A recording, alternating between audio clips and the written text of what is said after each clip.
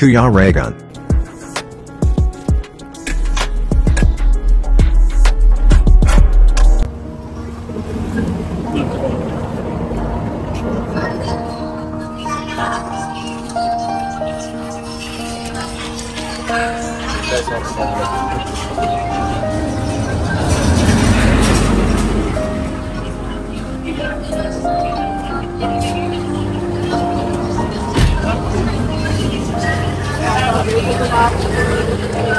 Yan mga kalingap, pangalawang mekaniko na po yung nag-check. Ay hindi, pangatlong mekaniko na pala. So sana mayroon ng fan belt na pwedeng makuhanan nito. At sa makakapanood po nito, kung mayroon kayong idea na malapit dito sa lugar namin na kung saan kami nasiraan, at may idea kayo dito sa Bungo po, pwede po kayong mag-comment para magkaroon tayo ng idea. Mayroon kayong alam na pyesa na pwedeng bilhan ito. Ito yun, Bungo. Ayan. Kasi talaga napakahirap po. Kasi galing to ng Davao. Ayan, yung belt na yan, pwede yan. Pwede yan. Higpitan mo na lang. Ayan yan. Belt. Yan.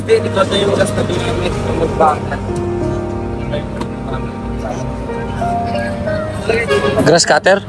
Kuya, nakita ko na grass cutter yun eh. Nail cutter. Kung man sinabi ka agad eh.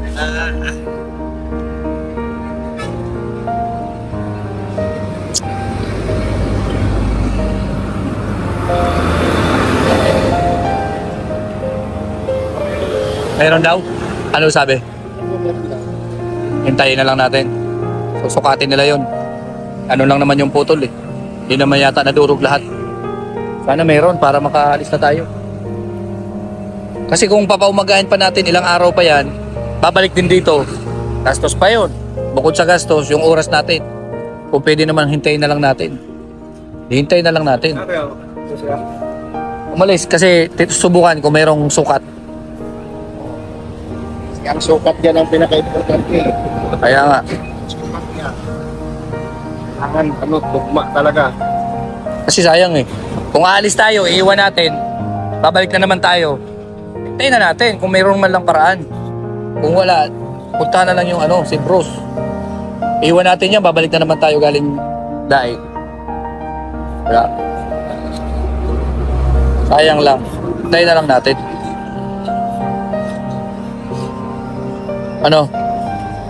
Parang ang lamig bro. Parang ang lamig. Ibang klase talaga, Yung mga katawan pa lang katawang lupa.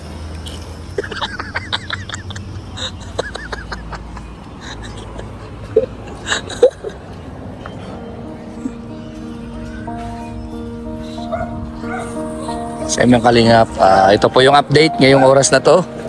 Yan, inabot na kami ng alas 12. Hindi pa kami kumakain, so almusal pa lang yung nakain namin kanina.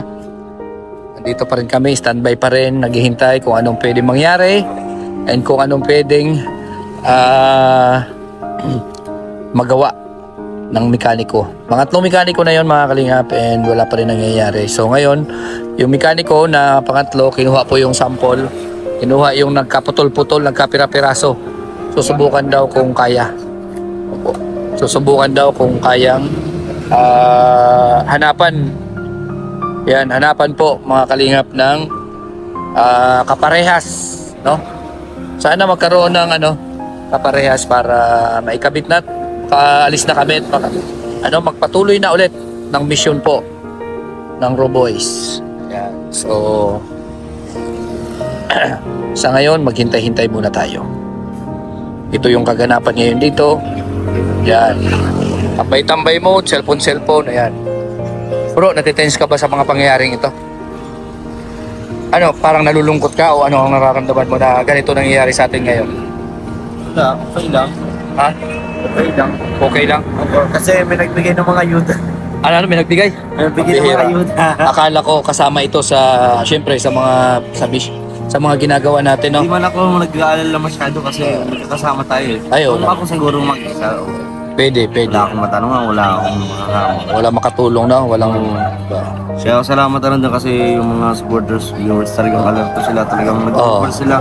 Kaya nga, yun nga. Salamat po. May mga Saka, nagpunta na dito. buti na lang bro, hindi gabi nangyari ito. Oo, saka kung doon kanina, dumaan tayo parang bundok. Oo. Nakitayin na natin. Walang katao-tao doon, walang bakay-bakay. Ay, yari talaga. Buti dito. Doon sa bundok na dinaanan natin nung nag-shortcut tayo, nangyari na sa akin yan bro. Naplatan ako doon, kaso motor. Tulak kami ni Alpi. Grabe. Nagtulak kami. Pero nagawa ng paraan. Ito mas mahirap kasi sakyan. Lalo na kung walang mekaniko, walang Hirap talyer. hanapin ng pyesa o Mm. ng paman. Kaya thank you Lord at kahit pa paano dito sa lugar na to, no? Dito tayo inabutan ng pagkasira. Yan. At ang importante nito, buhay kayo. Ay, kayo ba dito? Oo. Dito kayo nakasakay? Oo. Buti na lang, no? Nakikilit pa ni Kuya Mario eh. Wala na eh. Wala na ano kanina. Wala na. Wala na respond na ano. Wala nang break. Nakikilit nyo na lang. Oh. Buti, magaling din si Mario, no? Tatipain niya agad. Oo, nadiskartehan niya kaagad kung paano itabi. Kasi kung nagkataon, yari. Yari talaga. Oo. Kaya maganda talaga yung may mga experience na, no? Okay. Oo. Wala Kasi- mo gagawin. Oo. Alam mo mga gagawin kapag ganito, insidente. Hmm. Kaya maganda talaga kapag merong kasama ka na marunong. Oo naman. Number 1 yan. Kasi pag wala kang alam, mangangamuti ka. Oo. Ganun. Magagastos pa. Oo, No, sobra. sigurado. Buti na lang meron tayong mga kasama na mga eksperyensado na mga driver. No? Ang inaalala ko lang si Justin. Bakit si Justin? Halos nagtakbo-takbo kanina. Tatakbo-takbo? Nung nakita kami dito, halos talagang bumaba siya. Bakit? Yung check niya. Bakit nagtatakbo? Bumaba siya ng pick up, tapos takbo siya. Parang kaligaga siya. Kumaga. Alalang-alala, parang Alalang ganun. alala. Siyempre, Oo, partner halos mo yan eh. mangiyak nga eh. Oh. Tignan niyo po. Yeah. Bro, bakit mangiyak-iyak ka kanina? Pinagsasabi mo? Ba't ka mangiyak-iyak ka? Ano ba nangyari? Ano nasa isip mo bro? Anong pinagsasabi mo, bro? Kanina eh, nakita kita eh. Sabi ko, Tatakbo ba ako dyan? sabi naman, Oo. halos ano na nga eh, nag-under pa yung pick up mo. Pinuksan, tumakbo.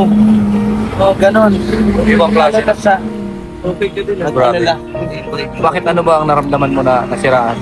Siyempre, nakakalungkot kasi yung mga, pag may mga birya kasi sa lakad, yung mga schedule natin, na-apektuhan.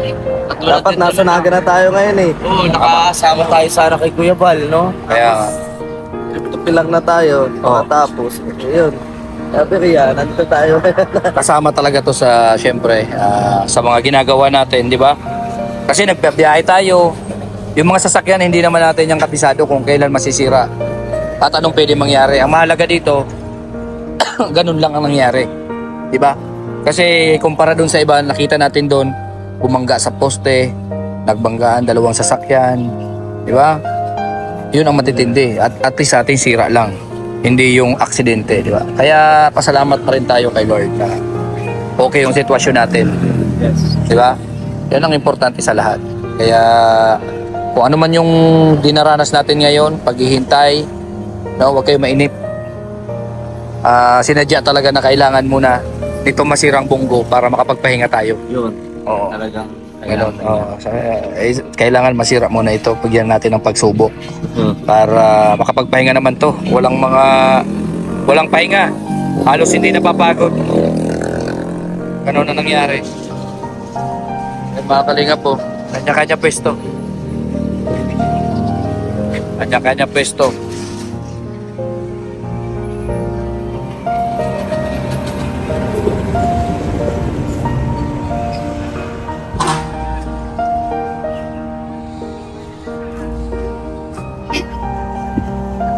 Ganda bro.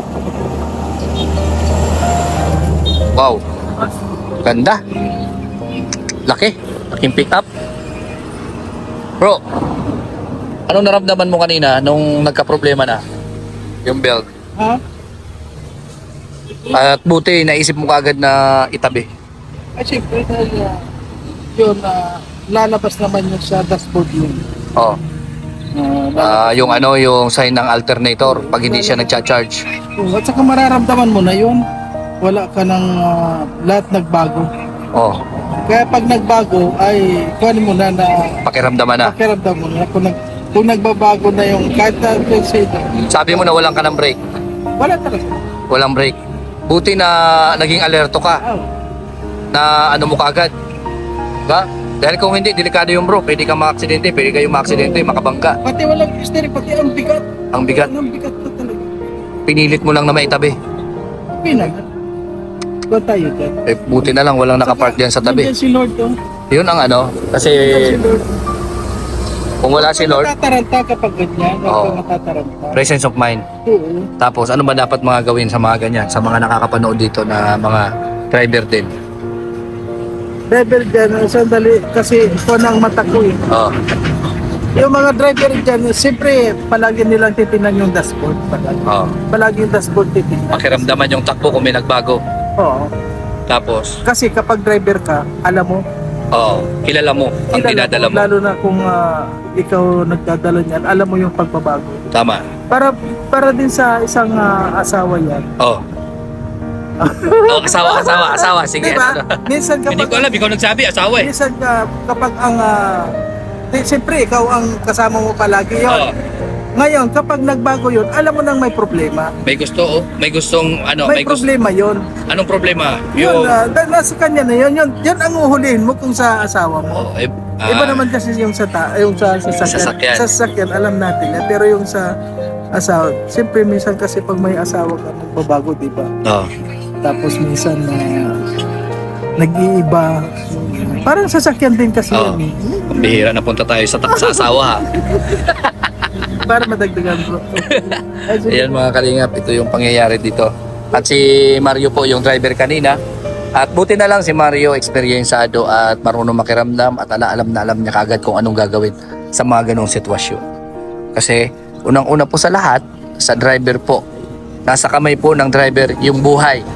Sa kanya nakasalalay yung buhay ng mga kasamahan niya. Sa driver po yan. Kaya kailangan maging alerto at mapanuri tayo, di ba? Sa lahat ng mga lakad. Ganun po ang nangyayari dapat. So ayan mga kalingap. Sa ngayon, ito po yung update dito sa amin, sa sitwasyon namin dito sa Ligaw pa rin kami. At naghihintay kung anong pwede mangyari at anong pwedeng mangyari sa buong hapon namin dito. Naghihintay daw po kami ng himala mga kalingap. So ano lang po, yung may tutulong nyo lang po sa amin, walang iba kundi mag-pray na sana maayos na at gabayan kami ni Lord sa lahat ng aming mga lakad. Yan po. At syempre, bilang ganti po namin sa inyo, ayan, kami nagpapasalamat din at sinasama din namin kayo sa aming panalangin na sana maging okay din kayo sa lahat ng mga ginagawa nyo at mga lakad nyo. So ayan mga kalingap, goodbye muna for now at ito lang po muna ang ating update dito sa lakad namin. Babash and goodbye and thank you and God bless.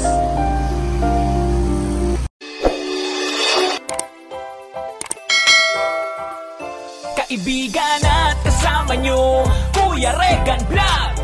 Matulungin at mabuti sa kapwa, matanda man o mga bata. Sa adventure ay isasama ka, kabutihan lagi ang dala. Saan man magpunta, Kuya Regan.